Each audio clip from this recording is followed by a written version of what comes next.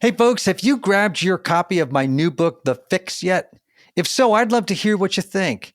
I do read reviews, and your feedback helps others find the book. Share your thoughts or reviews on Amazon, Barnes & Noble, Goodreads, or anywhere you order books. Hey, folks, and welcome to Typology, the show on which we explore the mystery of the human personality and the human adventure, all through the lens of the Enneagram. My name is Anthony Skinner, your producer and co-host. So happy to have you here today, folks. We got another great interview with LaTasha Morrison. She is an Enneagram 9, author of the award-winning New York Times bestseller, Be the Bridge, and she has a brand new book out called Brown Faces, White Spaces, Confronting Systematic Racism to Bring Healing and Restoration. We have a great conversation with LaTasha. So glad you're here. We talk about how she does the work that she does, which involves a lot of confrontation, albeit she does it in a beautifully accessible way. It still is a tough subject matter, and we ask the question, how do you take on such a challenging topic that involves a lot of confrontation, even in public speaking, and leading the charge with healing and restoration as an Enneagram 9? So this will be really interesting for you all. That's it for me, Anthony Skinner. So glad you're here, folks. And now it is time for the man of the hour, Ian Crum.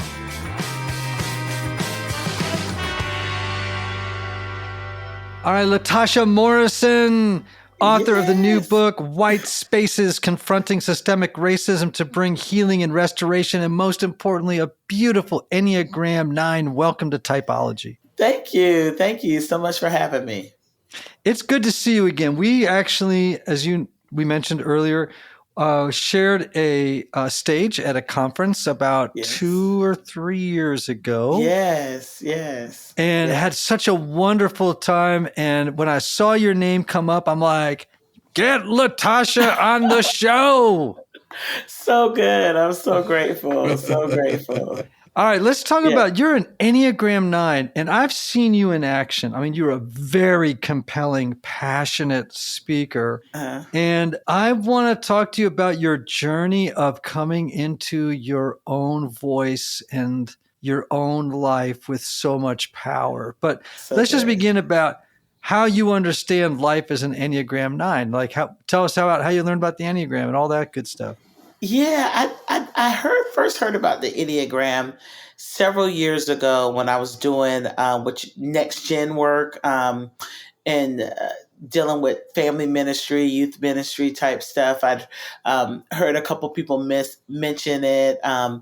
There was a training at an event that I went to. I think it was maybe a friend of mine named Jeannie Stevens had done some work around it or was talking about it. I had no idea what it was. Like, I was just like, and everybody knew. And I was kind of like faking it, like, okay, what's that? And then I was on staff at a church, and we actually took the test, and they did a leadership training around it. And so that's when I kind of understood it a little bit more. But, having coming up in ministry, being on staff at, a couple different churches, like we did Myers-Briggs, DISC, the DISC and all of that. So it was kind of like one of those things where with the DISC, a lot of people that I was on staff with, it was, if they were a D, what you call a driver, they would just say, well, I'm a D, I'm a driver. No, and I'm like, no, you're rude. And so it put some things, no, you're just being mean, it put some things, it kind of put a wall up with the test. I think, it helps you be aware of who you are or how you're showing up. But it's not an excuse to mistreat people or to especially lean into the negatives of that. But it's good for self-discovery, when you're trying to figure out like how I work, how I show up. And then I had some strength training and all these different things that I've done. And so when it was time for the Enneagram, I didn't really understand it. I didn't understand how it was different. And then at that point, I still wasn't quite understanding all of it. But then something kind of clicked in me, becoming a leader and working with different people on the team and looking to have synergy, understanding, compatibility, different things. So we started seeking out some various things to do that. We did that as it relates to our communication styles, and then the Enneagram was actually one of those that we did. And we actually do that for everyone that we hire, just kind of giving us a guideline. And I like the difference in the Enneagram because it's not a personality test, and that was helpful for me to kind of understand. It's, really about discovering who you are, and it just connected with our team deeply. We've done some trainings with this guy named Milton, and even some of the justice sides as it relates to the Enneagram work. And that's been really enlightening and really helpful for our team. And for me, it helped me to understand who I am better, not just about how I'm showing up, but who I am as a person, and the things that kind of make me who I am. Because I'm different, as it relates to just leadership style. I'm a little more diplomatic. I'm compassionate. I'm caring. There's some things where I didn't see myself as a leader because I wasn't like, maybe I'm a go-getter in my own way, but I'm not boisterous, like just some of the things that sometimes you think about, especially when I was younger, think about as a leader. Yeah. And then, with the Enneagram, it helped me really discover who I am, and really helps me to highlight some of those assets, Yeah. Like when I did not want to be an Enneagram 9, because when I saw it, I was like, they lazy. I'm not lazy. Like, am I lazy? Like, but the more I read about it, I was like, oh my God, I am definitely a 9. And so a lot of people don't know that about me, but those who are really close to me, they know that they recognize that 9. But but when people see me on stage and they see me in an event or something, they're like, oh, is she a 9? Or, but I know how to really dial back, and then, I have this 8 wing. There's still a lot that I don't understand. So you'll have to school me on some of those things, but I have like a 8 wing, I'm very justice, activism, oriented. I've been like that since I was a young girl. As I look back at the patterns and threads of my life, the person that I am now, I've always been that, and I've always been a leader. So outside of, what I do, I know that, I'm a change agent, I'm a leader, and I'm a bridge builder. So I think this is so great. I'm doing. I love this because I don't think 9s think of themselves as leaders or change agents as often as they should. I know tons of 9 leaders. I know tons of 9s doing good work. Now, again, I want to remind people you've written 2 books. The first was Be the Bridge, which was a way of challenging Christians to become active participants in the work of racial reconciliation, right? Right. Then now this new book, Brown Faces, White Spaces, Confronting Systemic Racism to Bring Healing and Restoration. This is written by a 9. I know. Now 9s, you are not known for necessarily this kind of energy, right? Yeah. Like you would hear that book title and you think, oh, that's an 8, that's a 3, that's a 7, that may be a different type, but not 9 would not be your first guess. Yeah. So now 9s have a deep need for inner peace and harmony. Yes, they want to preserve and protect inner peace and harmony in the outside world. But I saw you step into a space with 120 rich white people, many of whom probably were defensive and not happy about this concept that maybe there's a racist system out there. And am I getting that right? Would you? Right? And so you're stepping into highly conflictual, very charged environments where maybe people don't like you from the at the start. They do by the end. Trust me, everybody. But I'm just saying, like, how natural is that for you as a 9? Sometimes it's not that I don't think about it. I counted the calls when I started this. That was one of the things that I was reluctant about, because when I walk in a room, I do want people to like me, and most of the rooms I walk in, people are either unsure of me, they sometimes are intimidated, or they are afraid, or they don't like me because of maybe something they've heard or read, or anything like that. Because doing this work, you've been called everything, a Marxist, everything. And then when people kind of meet me, they're like, oh, wait a minute, I like her, she's nice, whatever. And so I think some of that is just, I only know how to be Tasha. And this work, the reason why I do this work is because of a deep love that I have for God's people. And that's the driving force. Does it take a lot of energy for you to gear up for that kind of thing emotionally? Sometimes I try not to think about it as much, because then it could become like a stumbling block. I like to know what I'm walking into. And at that time, God rest his soul, Mr. Rick Woolworth. Right. Yeah, he's a good friend of yours that I had an opportunity to talk with before stepping into that space. And he had such a big, loving heart. And he was really leaning into this conversation.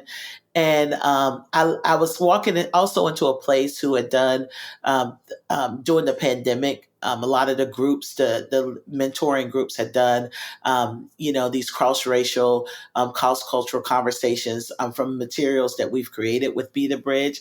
And so I knew I wasn't walking into a space where people didn't know anything. At least they were open, Yeah. And if you're open, and if you love Jesus, and you're open, I feel like I'm walking in some good ground that I can do something with that. And the group it's a great group, but it is predominantly a white, highly educated, successful group of folks. And it was at a time when I think there was so much energy around this topic and so much defensiveness. And this is back when, White Fragility, that book was huge, and everybody was on edge. And George Floyd had happened more recently, and people were just, there was a lot of energy, as there still is, right? There still is, but it was particularly hot right then. And I just think it's so wonderful, because when you did speak, I think you really disarmed people so quickly for 2 reasons. This is what I remember.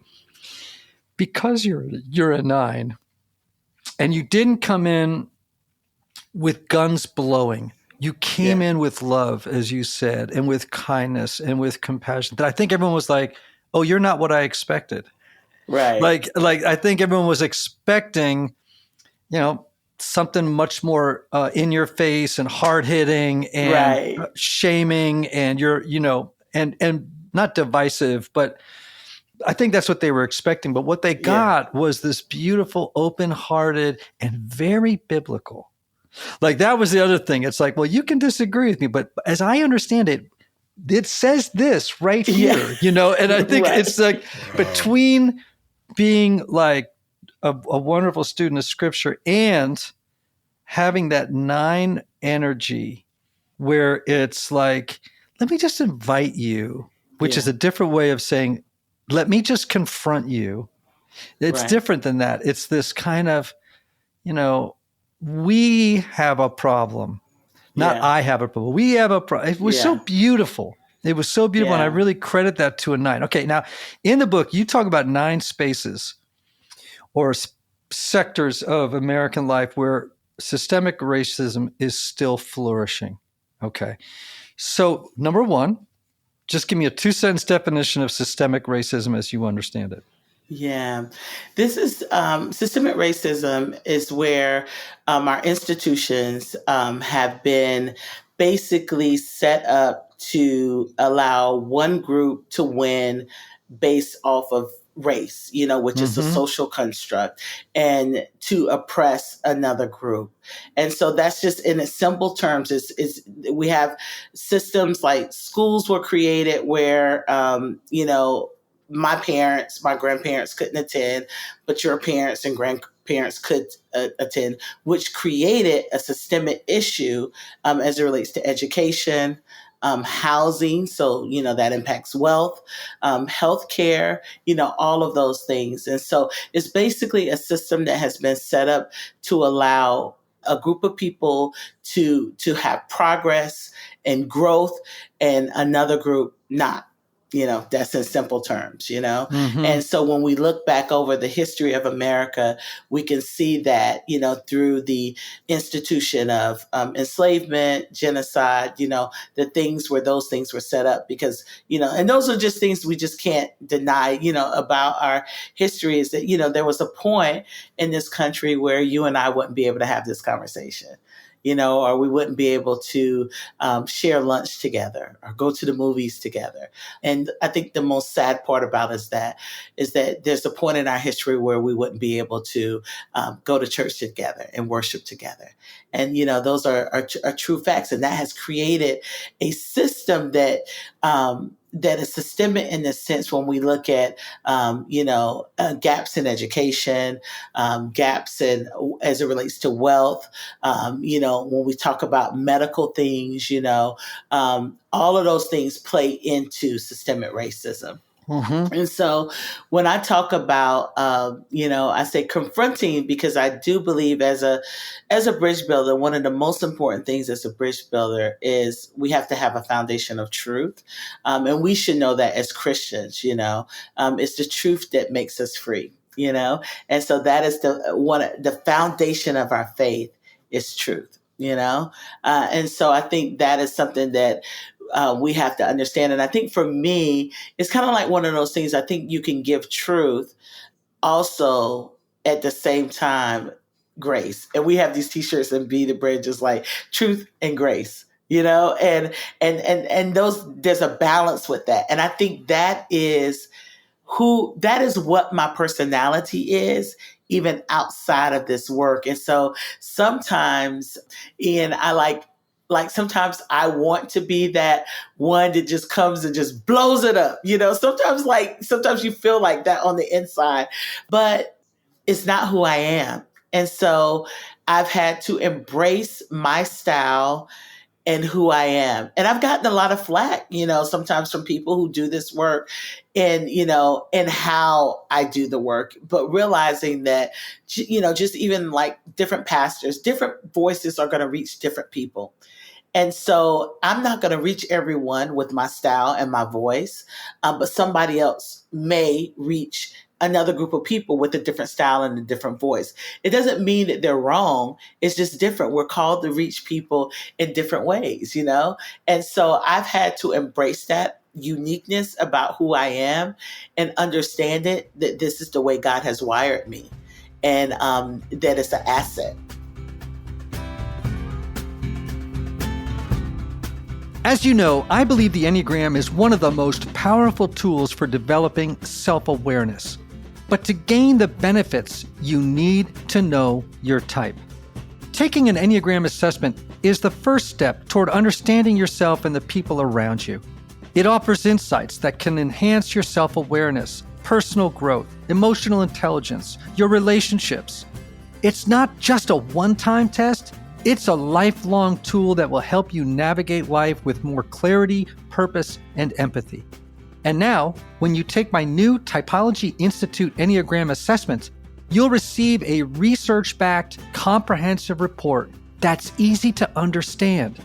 Not only will you learn your dominant Enneagram type, but you'll also gain insight into aspects of the Enneagram most other assessments don't cover, such as your dominant wing, subtype, orientation to time, and even stances. Get your results today at typologyinstitute.com/assessment. So let me ask you a question that I'm really curious about. I've read some articles recently about, that race is a social construct. Right.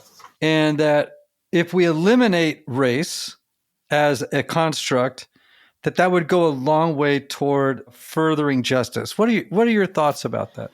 We would have to have a reckoning first before you can do something like that, because we have denied and deflected, the impact of racial injustice for so long. So now to say, okay, race no longer exists. That's kind of like what we're doing now. Like this whole colorblind approach that started in the 70s where, okay, we're going to treat everyone the same and we're not going to, acknowledge race, when that's really a lie. That's not starting from a place of truth. The first thing you're going to recognize when I walk in a room, I'm going to know that you're a white male and you're going to know that I'm a black female, and there's nothing wrong with that. There's nothing wrong with that. It's okay to see color. Now, where it becomes a problem is if we start treating people differently. If I start treating someone unfairly or unjustly, because of what I see and I'm not recognizing it. So there's some things that we deal with consciously, and then there's some things that we deal with unconsciously. So when we start talking about this social construct, we would have to have a major reckoning of justice and equity first, before we can, say, okay, now this no longer exists. Now, are we where we used to be? No, we've come a long ways, but we could be a lot far further. And I do believe that we have taken steps back, over the last, 5 or so years. There's been some steps where, I think people are fatigued, exhausted. But I always, check in with people. I said, if you're tired and fatigued about hearing about it, you're tired of talking about it, just imagine those of us who have to live with it. I'm tired. I'm exhausted. I wish I could put my head. I was talking to my staff. I said, I wish I had the privilege just to put my head in the sand and just bury it for the next 10 years or so, but I don't have that privilege to do that. And so I believe that my life depends on it, or the future generations depends on that. And so I think that is something where I wish we didn't have this system. This is a man-made system. We know, of course, that God created the human race. The Bible talks about nations and tribes.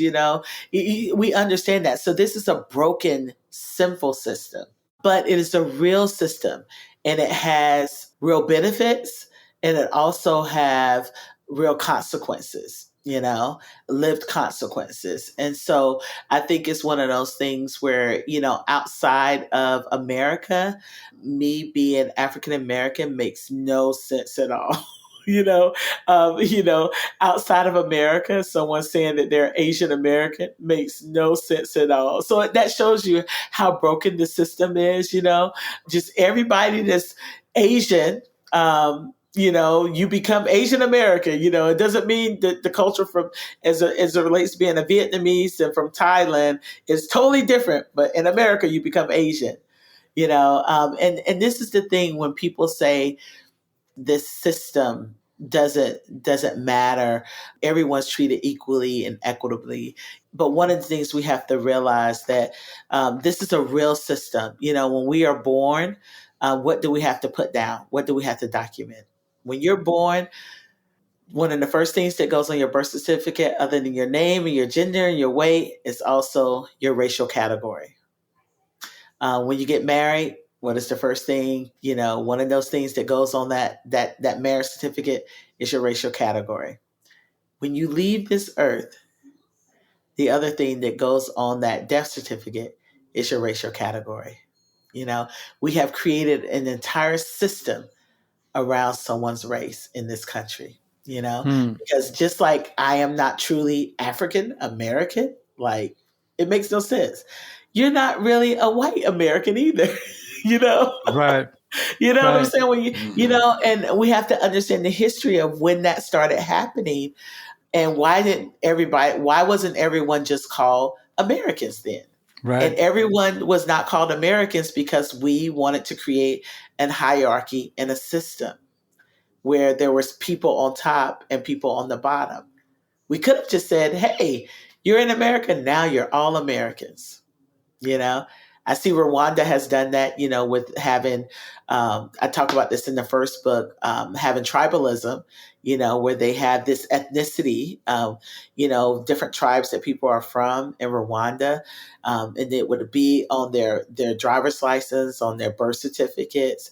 But after their genocide, everyone now are Rwandans, but there is a whole constitution set up to support that.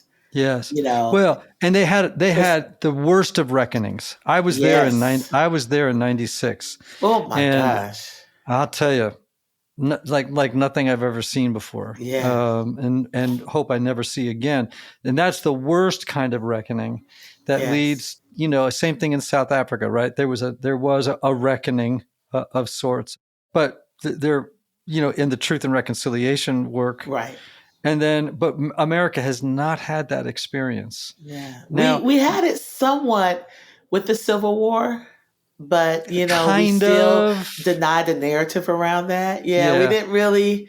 It was, it's like a lot of people say, "Oh, it was about economics and states' rights," and I'm like, "But what did the states want to do?" Yeah. Let's think critically. What did the states want to do? Mm-hmm. And then let's look at the secession papers, and what did the states say? We actually do this in our training. We actually have people read, the different states that seceded, like read the secession, read those papers and to actually state it, what they were stating. And, most people, although it's, the internet is free, most people had never seen it or never read it. We just say, oh, it was about states' rights. So we haven't had a reckoning like that. I would hope that it wouldn't take that. You look at Rwanda, which was 93% Christian, and having a genocide like that. But think about the missionaries and the type of theology that created that. So they had very wide faith, but it wasn't very deep.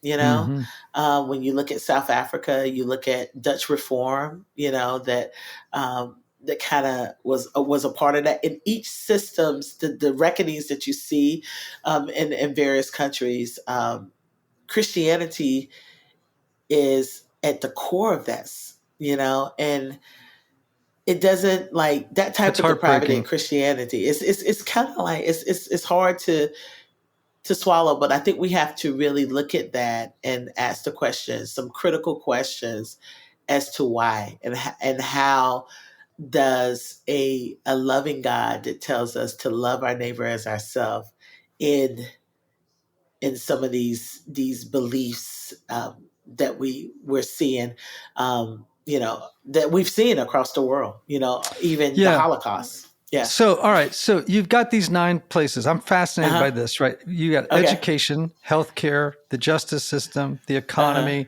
the military, property ownership, entertainment, sports, and the church, right? Right. Now, in those 9 categories, which one really concerns you most? Where does your attention migrate most often to?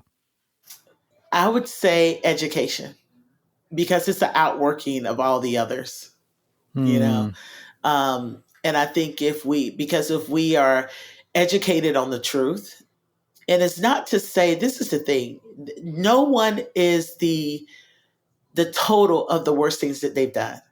None of us are, we are not the total of the worst things that we've done. And I think there are things that people have done in history that are horrible. And I think we tell the truth about those things. But there's also room to tell other stories too, And I think we try to reshape and change a complete narrative with leaving out all the negative things and then putting people on pedestals and basically memorializing them without considering the impact that history has done on generations of people, rather than say, these are the things that this person done, because there's a way to teach that too. There's a way to teach, and some people, there's some people that have changed as it relates to history. And there's some people that took their last breath and did not. And so I think there's some learning from that. And so I would say education, because that is, it's impressionable. It is where we would see, um, change in the sense of when we talk about the military, because you're training, in the education system, you're training future leaders that are going to be in these other spaces. So you're training future pastors, you're training future generals, you're training future doctors, future actors. So I think education is key. And that's why we see this attack as it relates to, racial history in a lot of states as it relates to the school system. So you talk in the book about how Jesus's act of reconciliation on the cross leads to human liberation from oppression. Right. Yeah. So speak to that. Yeah. I think one of we talk about, God has given us the ministry of reconciliation. And speaks of this in Corinthians, but that is the blood that Jesus shed reconciled us back to God. And therefore we can be reconciled to one another. And so that was the outward showing of true a demonstration of reconciliation. And I think that is key, because if anyone should know how to do this work of restoration, of redemption, it is the people of God, And so I think that's just really key and important that Jesus shows us the way in that. Yeah. So then I would imagine, tell me your thoughts about the state of Christianity in America today, and particularly in the way it expresses itself through the lens of Christian nationalism. Yeah, I think it is a heresy, because it puts country in the place of Jesus, and it breaks my heart, and the fact that we haven't learned anything from that, anything that divides, or sets us apart from one another based off of categories is antichrist. And we see this in scripture when we look at every example that Jesus used. It's something about the least of these. The people that were detested, or people who were, seen as an outcast. He talks about the widow, the foreigner, the orphan, in that historical context, in that in the ancient Eastern context.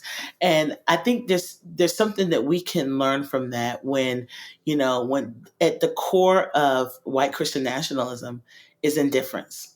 And indifference is not hate, but it's basically saying, when you say, and the reason why I'm saying white Christian nationalism, because that's very important to identify that. And when you say Christian nationalism, it's like we're pledging to our country when we're saying we're ambassadors of Christ.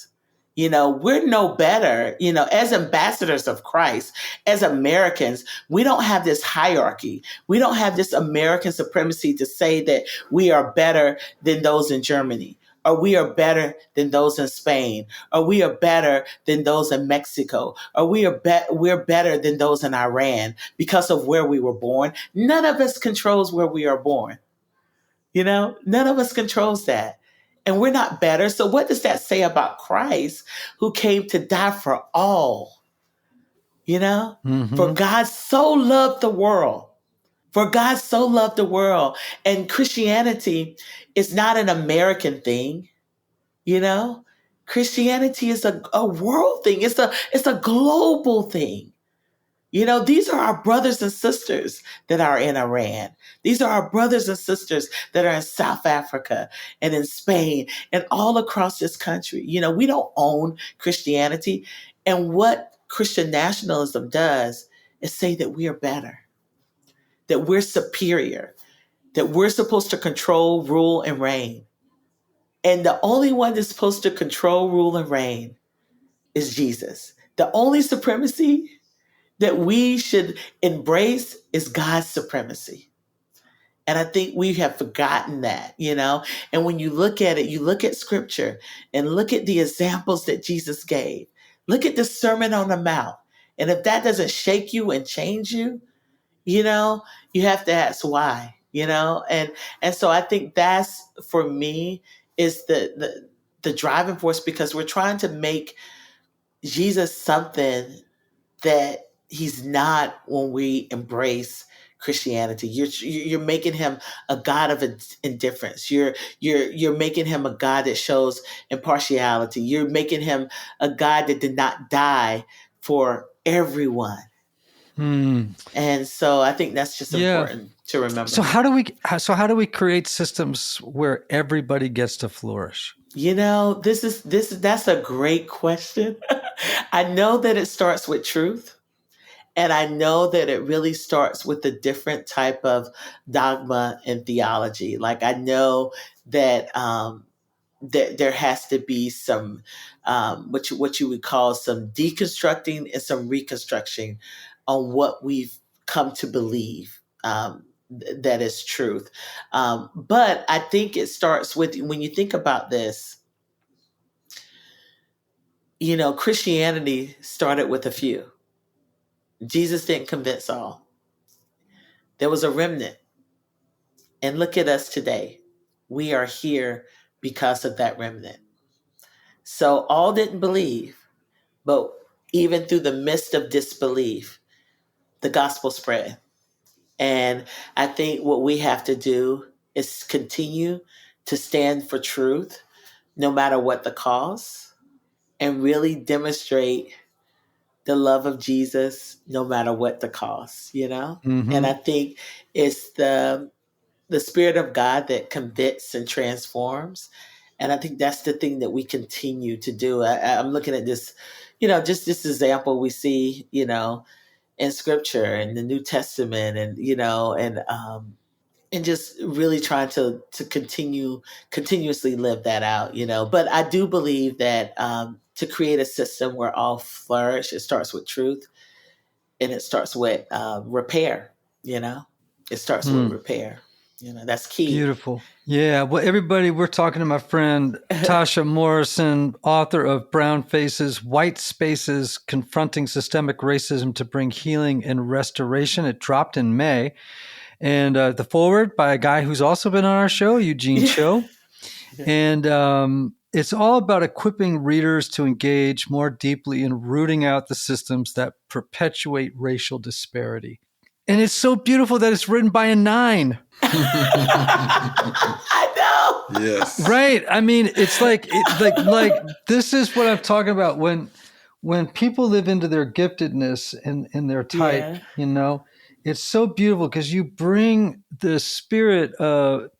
Let me just, in a way, what I witnessed in your speaking, right? Okay. Was you brought the kids medicine, right? That doesn't taste very good, in a way that they were all like, "Oh, that's okay." You know what I mean? Like I don't. It's a 9 thing, like the ability to do that, right? Like you brought truth.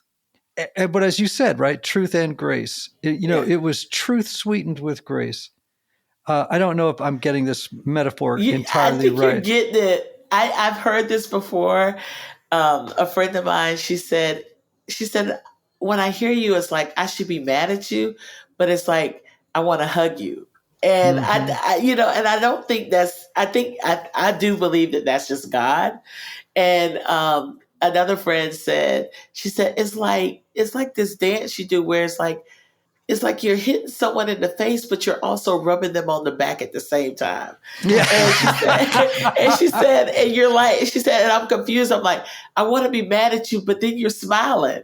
And I was like, I have no idea what that is. I have no idea. But it just tells me that and it took some time for me to acknowledge this and receive this, being uniquely gifted for this work.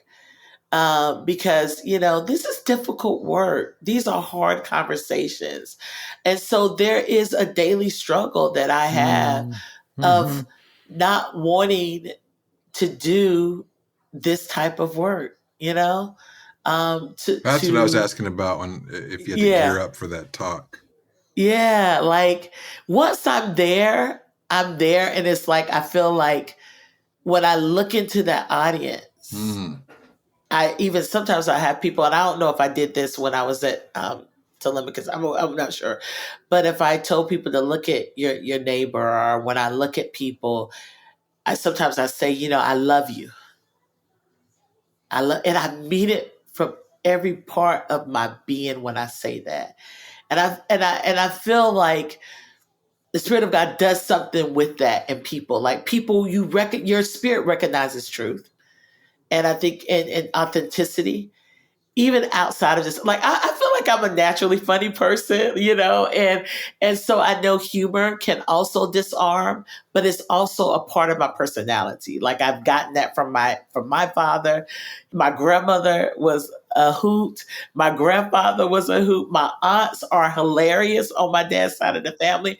I come from a very comedic type family.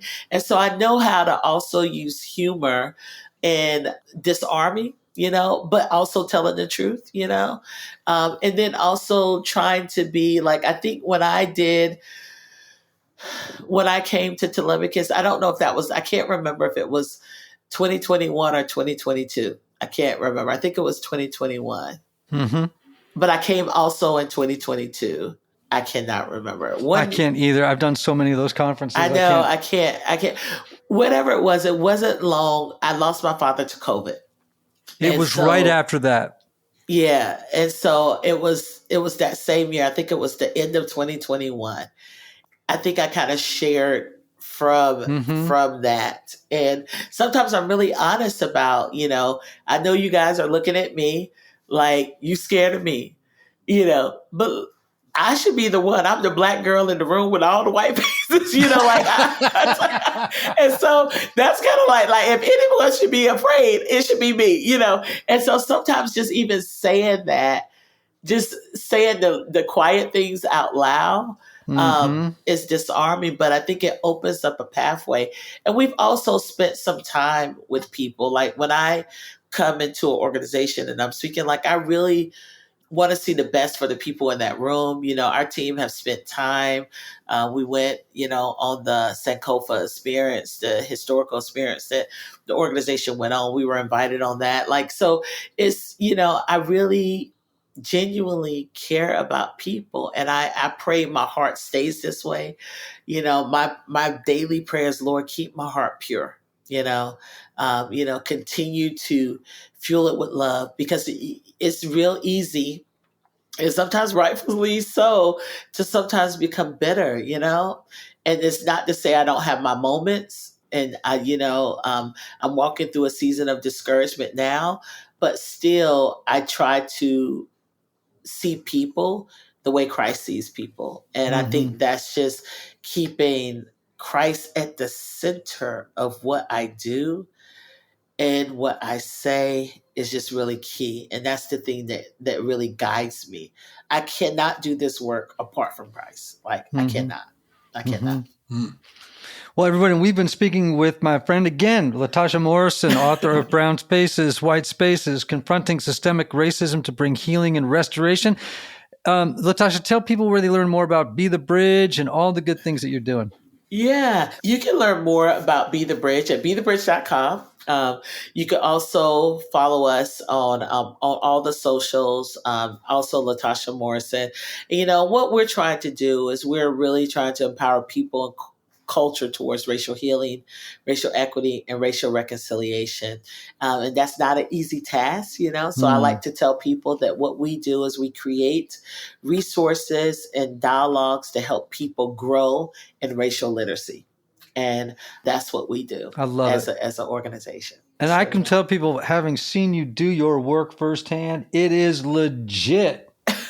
It is serious, and it is good. And I just, again, there's something in me that's just thrilled that you're a 9 doing this work, because I think part of what the success of your work is born out of, there's an actual personality trait, and I'm going Okay. to tell you what it is. Okay. And it's a word that I love, and it's actually a word that I would use with Rick, our mutual friend. The word is Irenic. You know that word?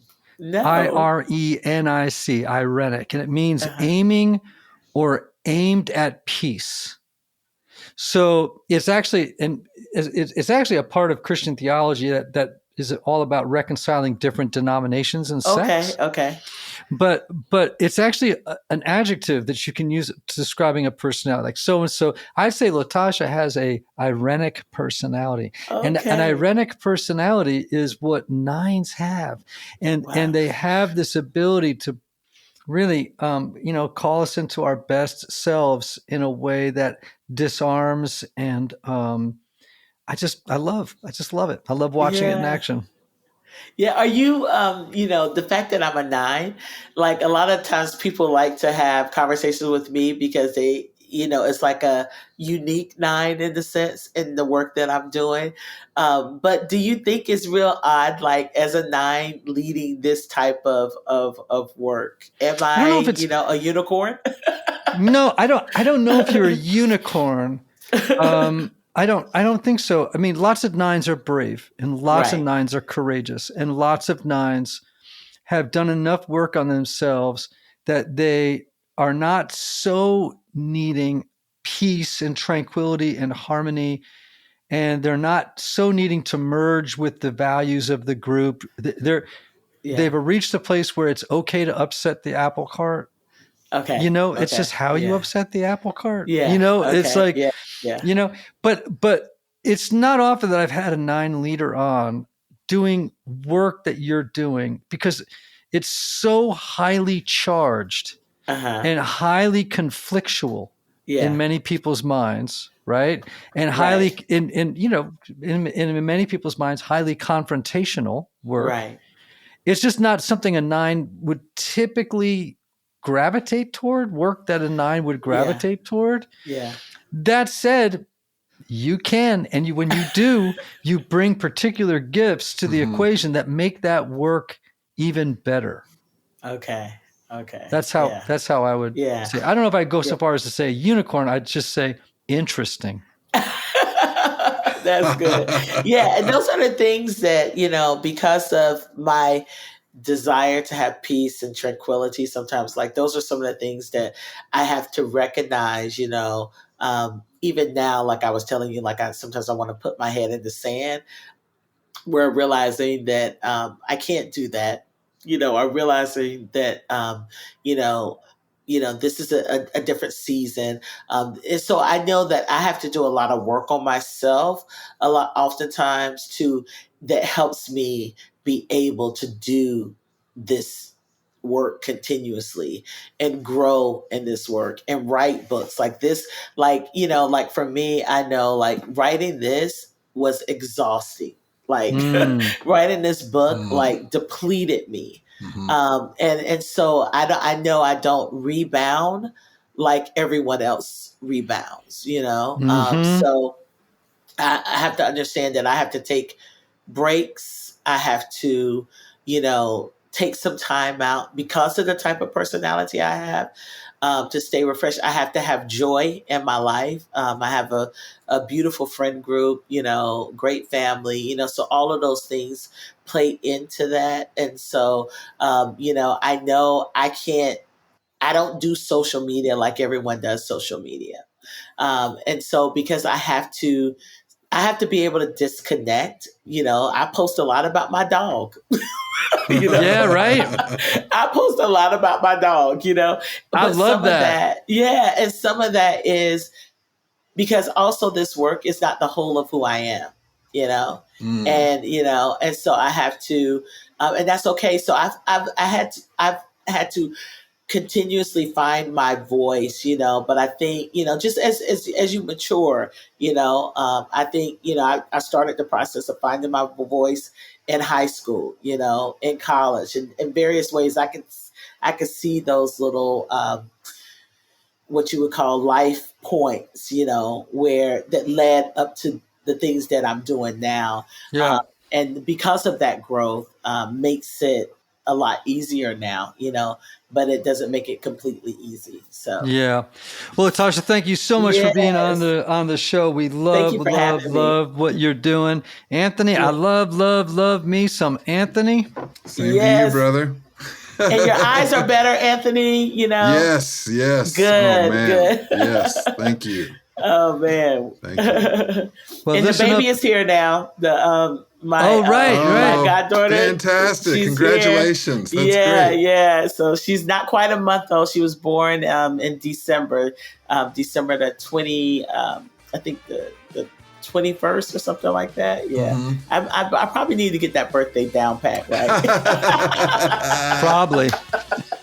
It's around that time. Thank you so much. Thank you. Yeah, everybody, listen up now. May you have love. May you have joy. May you have peace. May you have healing. May you have rest. Until next time.